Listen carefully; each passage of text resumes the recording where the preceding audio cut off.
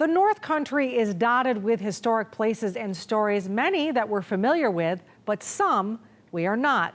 Our next segment is taken directly from our 4-part docuseries called Discovering Jefferson County and shares the history of the city of Watertown.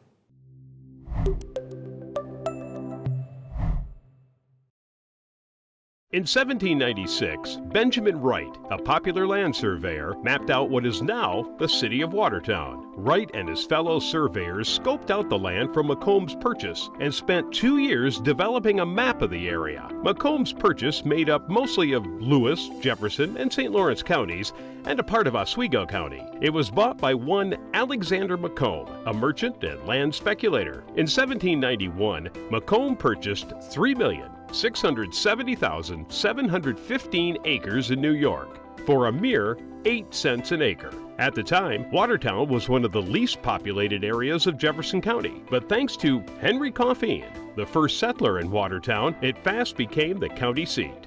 When you're the county seat, all county business comes from here. You'd have the county courthouse, you'd have the jailhouse, you'd have all those, and it would bring those professionals to the area that work in those areas also. He certainly knew what he was doing, because after that was done in 1804, Watertown started to grow at a rapid rate. After the War of 1812, Watertown began to expand even more with the development of Public Square. The railroad was finished in 1851, making travel to Watertown easier.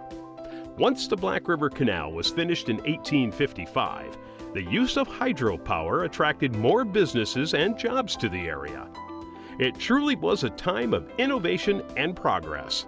Several hotels like the Harris House, the Globe Hotel, the Crowner Hotel, and the American Hotel were also booming. But one would meet its demise in the middle of the boom. On Sunday, May 13, 1849, a fire started behind the American Hotel on Public Square. Within minutes, the hotel was enveloped in flames, and guests barely escaped. The only source of water for firemen was an old cistern on Public Square fed by a spring. It wasn't enough. The fire destroyed over 100 buildings, wiping out most of the business district. But the flames didn't end there. In an odd twist of fate, more fires over the next 3 years destroyed nearly all the remaining buildings. The loss resulted in one of the greatest rebuilding boons of the 19th century. With a strong workforce and already developed infrastructure, the expansion of textile industries led to a new era of prosperity in Watertown, making it a popular destination for wealthy Northeasterners. This class of new wealth began building homes and living in Watertown, becoming the city's elite. This wealthy class was made up of influential community members and a fresh generation of people eager to make a name for themselves.